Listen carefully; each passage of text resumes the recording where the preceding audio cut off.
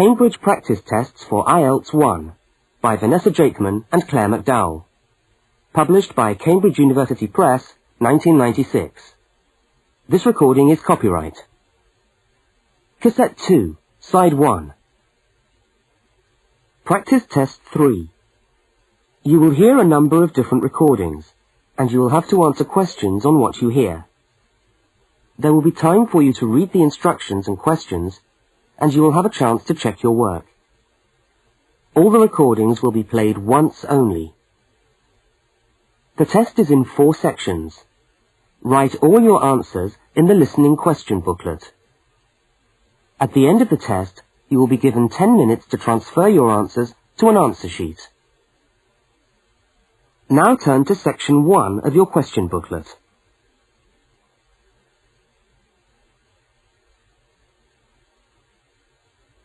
Section 1. You will hear a student inquiring about parking facilities. First, look at questions 1 to 4. For each of the questions, 4 alternatives are given.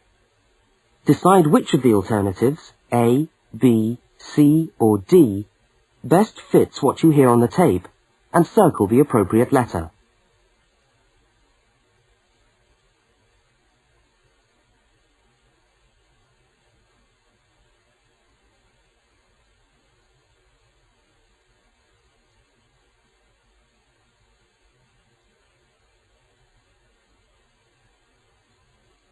You will see that there is an example which has been done for you.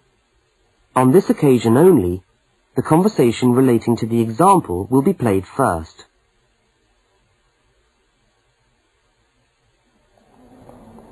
How do you come to the university each day? Train or bus, or do you have a car? Oh, I always walk. I haven't got a car, and anyway, I live quite close.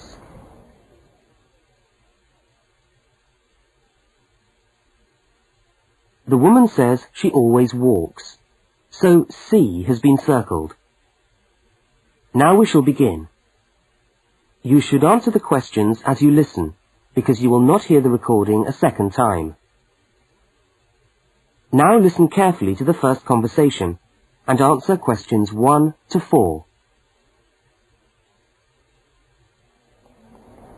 How do you come to the university each day? Train or bus, or do you have a car? Oh, I always walk. I haven't got a car, and anyway, I live quite close. Do you know anything about parking rights on the campus? I was wondering whether students are allowed to park their cars on campus or not. Yes. I think it's possible for postgraduate students, but not for undergraduate students. That doesn't seem very fair. No, I suppose not. But there simply isn't enough room on the campus for everyone to park. Do you need a parking permit? Yeah, I believe you do. Where do I get that from? I think you can get a parking sticker from the administration office. Where's that? It's in the building called Block G, right next to Block E. Block G? Yeah. Oh, right. And what happens to you if you don't buy a sticker? Do they clamp your wheels or give you a fine? No, I think they tow your car away. Oh, really? Yeah. And then they fine you as well, because you have to pay to get the car back. I'd better get the sticker then. Yeah. Where exactly is the administration office again? I'm new to this university and I'm still trying to find my way around. Right. You go along Library Road, past the tennis courts on your left and the swimming pool on your right. Yeah. And the administration office is opposite the car park on the left. You can't miss it. So it's up Library Road, past the swimming pool, opposite the car park. Right, I'll go straight over there. Bye, and thanks for the help.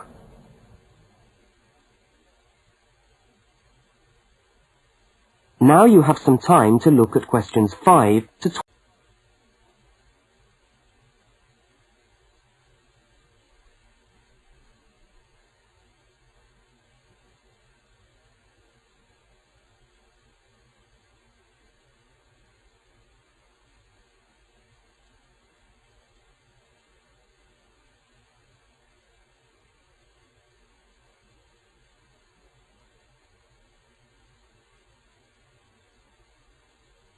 As you listen to the next conversation, complete the application form in the spaces numbered 5 to 10 and answer the questions numbered 11 to 12.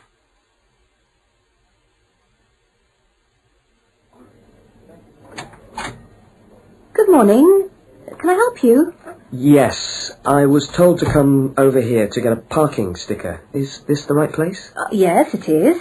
Are you a postgraduate student? Yes, I am. Okay. Well, I'll just need to take some details. Your name? Richard Lee. That's spelt L-E-E. Richard Lee. And the address? Flat 13, 30 Enmore Road. How do you spell Enmore? E-N-M-O-R-E. And that's in the suburb of Newport. N-E-W-P-O-R-T. Mm-hmm. Faculty? I beg your pardon? Which faculty are you in? Oh, architecture, the Faculty of Architecture. Right. And the registration number of your car? Let me see. LXJ50... Oh, no, sorry. I always get that wrong. It's LJX058K. LJX508K? No, 058K. And what make is the car? It's a Ford. A Ford. Fine. Well, I'll just get you to sign here, and when you've paid the cashier, I'll be able to issue you with a sticker. All right. Where do I pay? Just across the corridor in the cashier's office. Oh, but it's 12:30 now, and they close at 12:15 for lunch. But they open again at 2:15 until 4:30. Oh, they're not open till 2:15. No. When you get your sticker, you must attach it to the front windscreen of your car. I'm afraid it's not valid if you don't have it stuck on the window. Right, I see. Thanks very much. I'll just wait here then.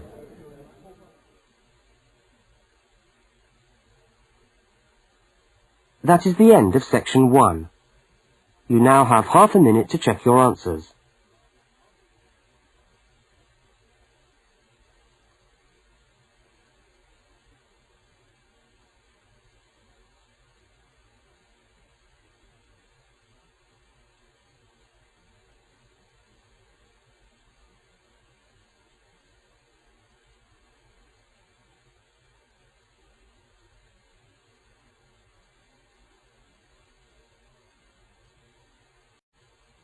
Now turn to section 2.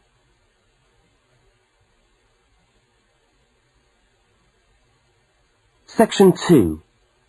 You will hear a talk given by a guide showing a group of people round a museum. First, you have some time to look at questions 13 to 18.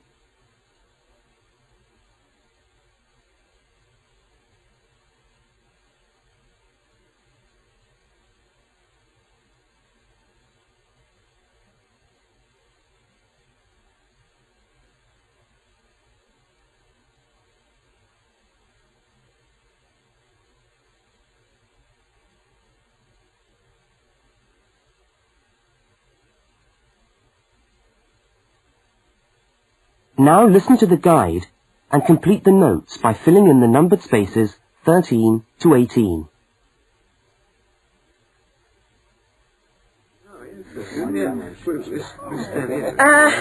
Good morning everyone, and welcome to the Maritime Museum.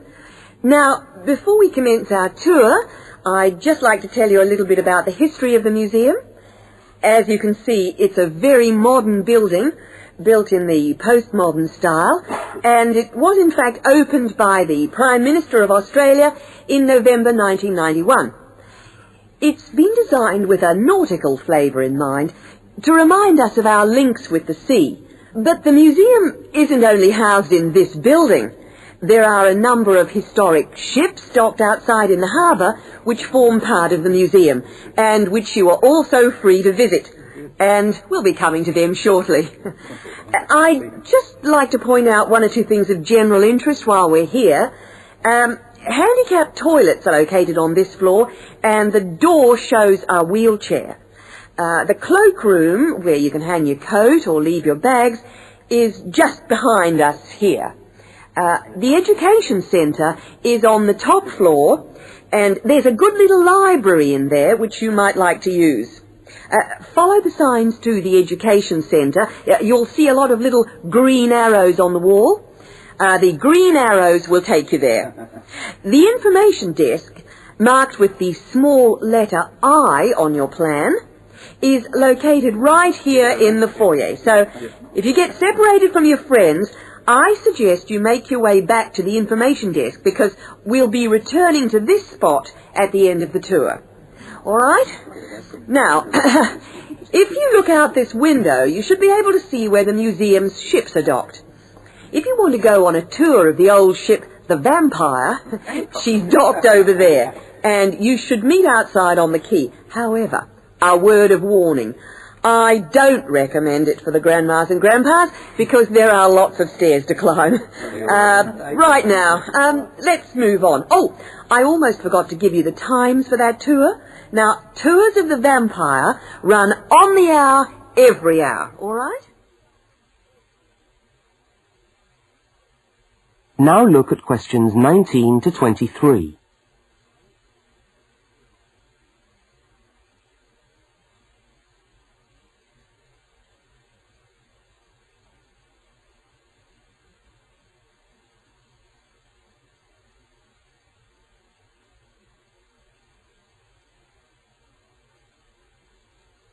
As you listen to the rest of the talk, complete the notes in the numbered spaces 19 to 23.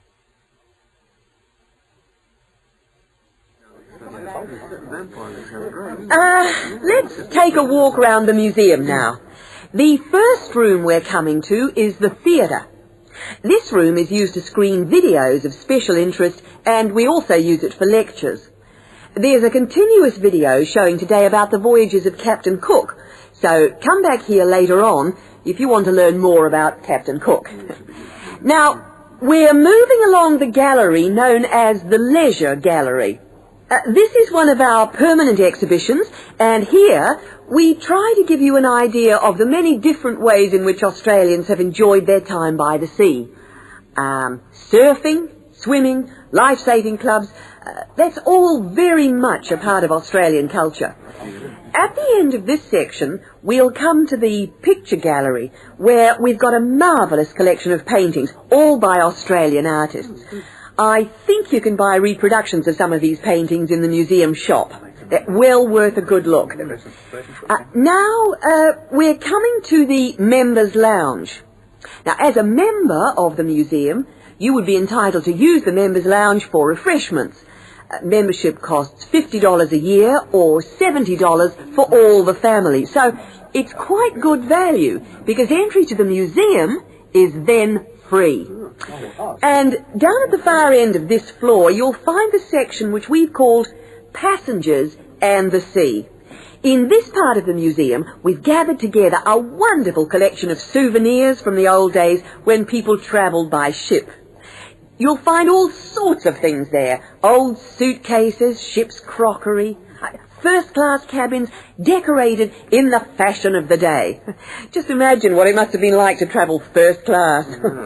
Now, I'm going to leave you to walk around the museum on your own for a while, and we'll all meet back again at the information desk in 3/4 of an hour's time. I hope you enjoy your time with us at the museum today. Thank you.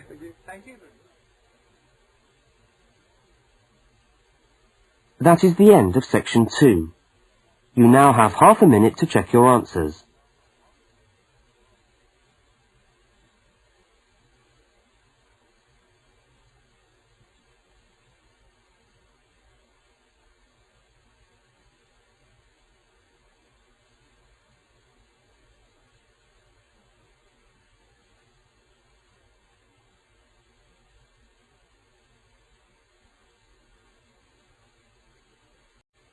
Now turn to section 3.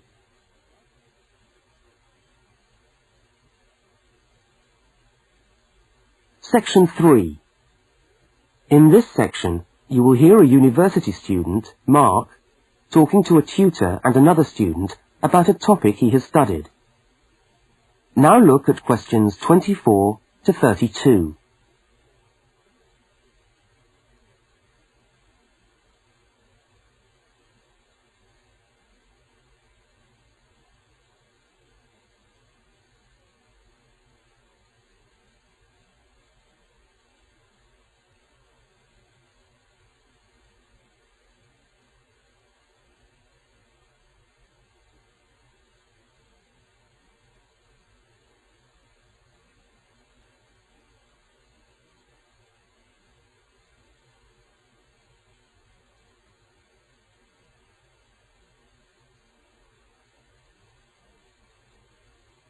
Now listen to the conversation and answer questions 24 to 32.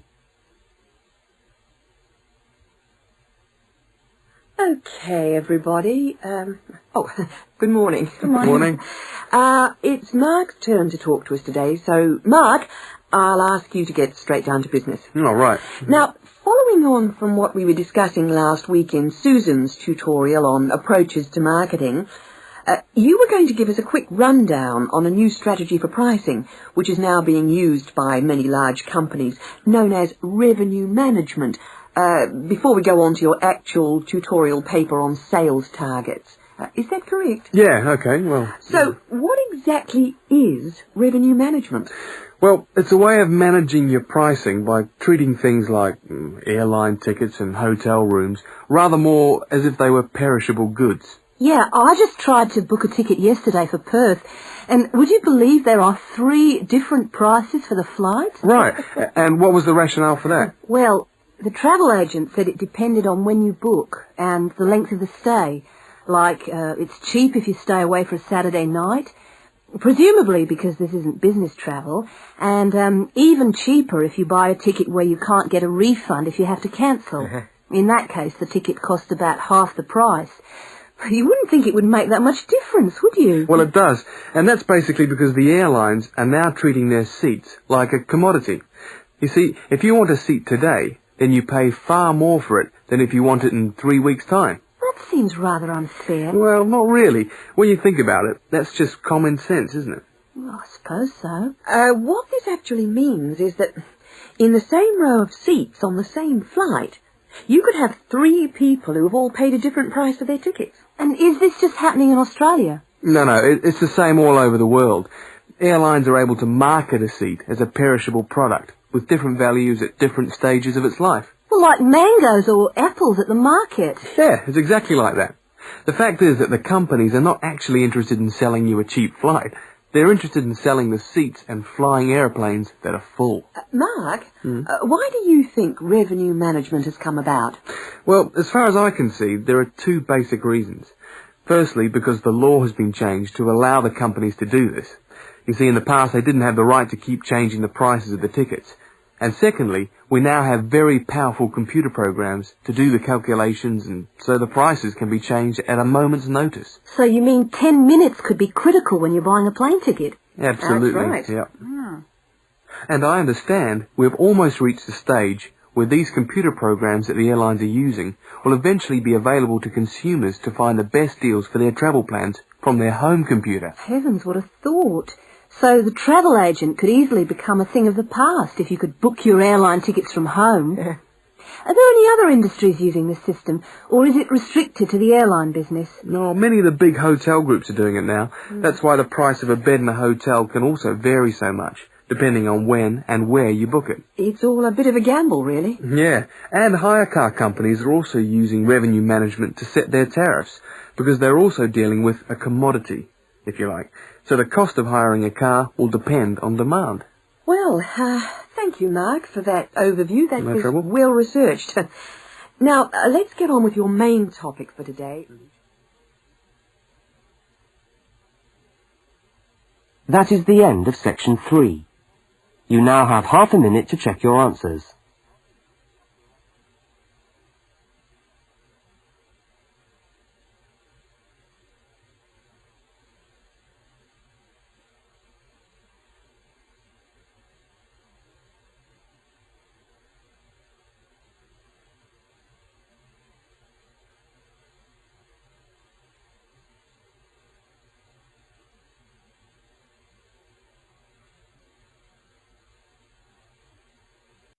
Now turn to section 4.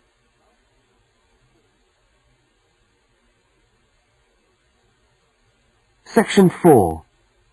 You are going to hear a short talk on space management in supermarkets. First, you have some time to look at questions 33 to 37.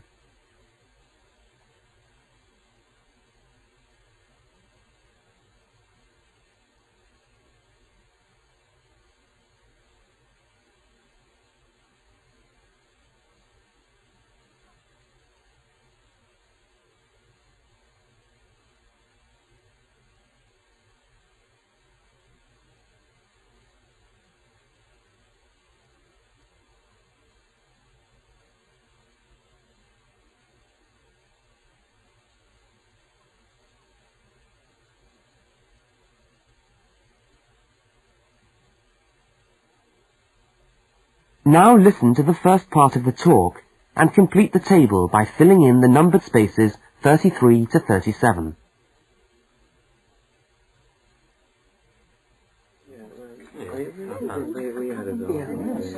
Good morning.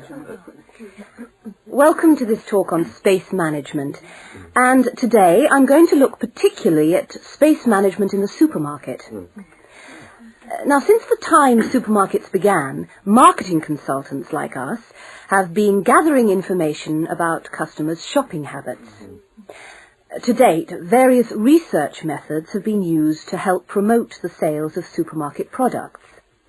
There is, for example, the simple and direct questionnaire, which provides information from customers about their views on displays and products, and then helps retailers make decisions about what to put where.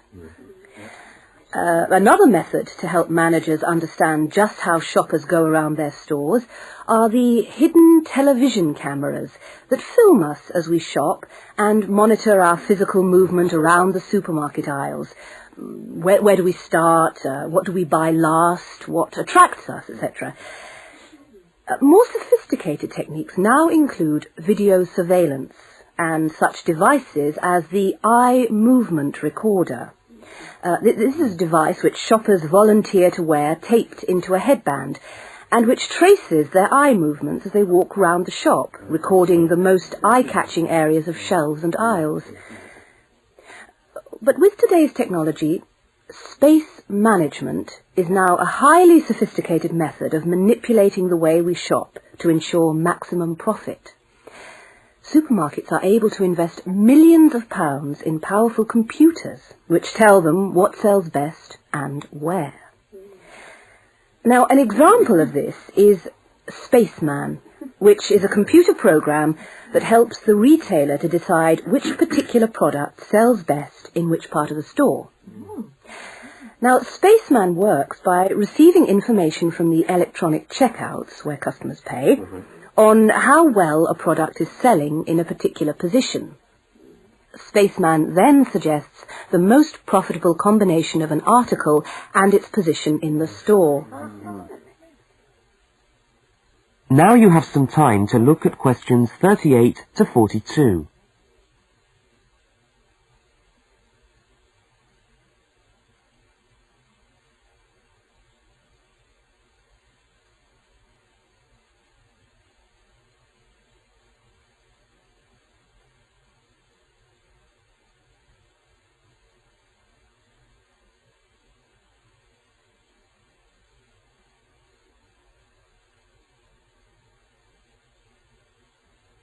As you listen to the rest of the talk, label the diagram by filling in the numbered spaces 38 to 42.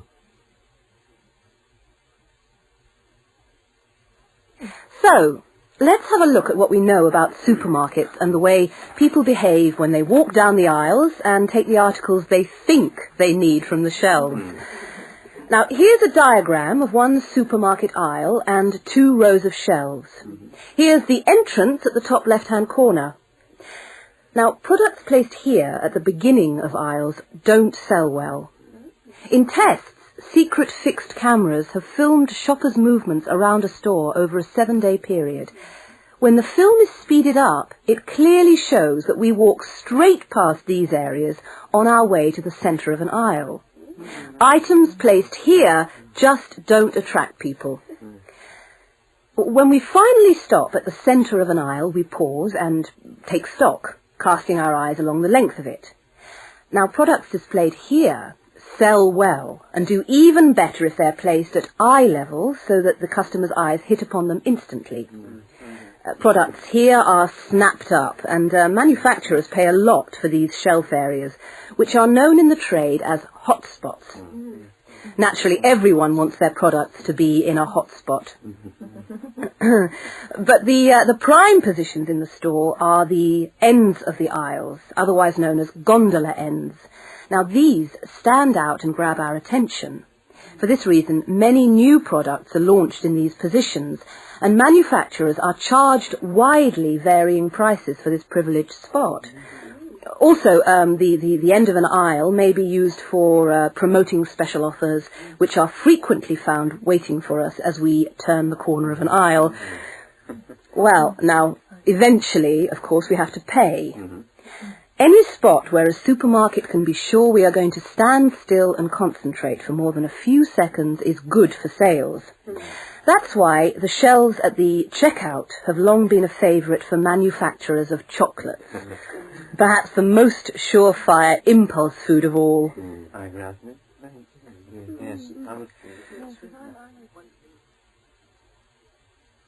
That is the end of section 4. You now have half a minute to check your answers.